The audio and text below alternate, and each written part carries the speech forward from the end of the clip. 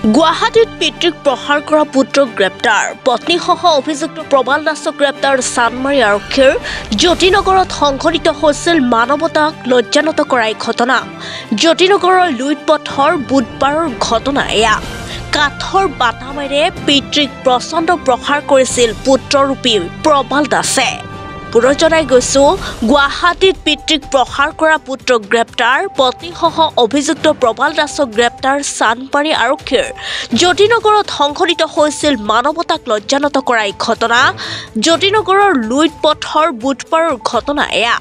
কাঠৰ বাটামেৰে পিতৃক প্ৰচণ্ড প্ৰহাৰ কৰিছিল প্ৰবাল দাসে